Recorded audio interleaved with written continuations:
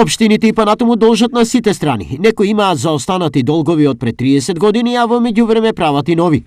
Согласно извештајот на Министерството за финансии, во кој е содржан долгот на 76 општини и градот Скопје, во септември најголем долг имало општина Тетово, кој без долгот на јавните предпријатија изнесува 11,9 милиони евра.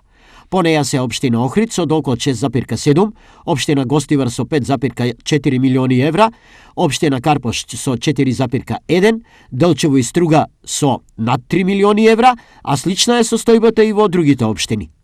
Најмал долг во септември прикажала општина Центар од само 620 евра, а малку повисоки долгови имале општините Македонска Каменица од 1462 и Зелениково од 2471 евро.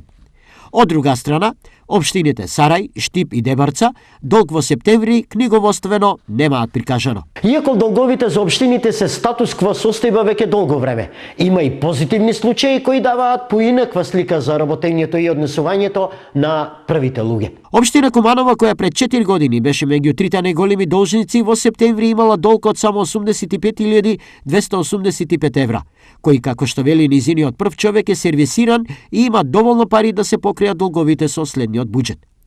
Покрај Куманово, успешен пример на справување со долгот има и општина Битола, каде што претходната градоначалничка наследи долг од 13,5 милиони евра и дополнителни 4,3 милиони долг на училиштата. За 4 години успеа да го сведе ова на нула. Градоначалникот на Куманово, Максим Димитриевски, проблемот на трупање долгови кај општините го гледа во слабиот капацитет на општините да управуваат со општинските пари, но и во некои системски решенија кои се направени, како што вели, на штета на општините. Постојат субјективни причини за долговите на општините од аспект на лошо менаџирање, а и од друга страна објективни причини поради лошите системски решенија, бидејќи долговите на општините не се од една или две години, туку се повеќе децениски, последица на лошите системски решенија. И третиот субјективен фактор е менаџирањето со самите општини, бидејќи се трошело во одредени моменти многу повеќе отколку што се собирало средства на локално ниво. За да се санира во некои општини драматично лошата финансиска состојба, владата кај општините интервенираше со 50 милиони евра, што значеше половина покривање на половината долгови, но 3 години подоцна резултати секаде нема. Експерти и добро упатени во состојбата со долговите во општините велат дека државата има системски проблем која е причина за порастот на долговите на општините, бидејќи кај дел од нив има недостиг на институционален капацитет. На тоа упатува практиката дека општините успеваат да реализираат само 50 до 60% од буџетот.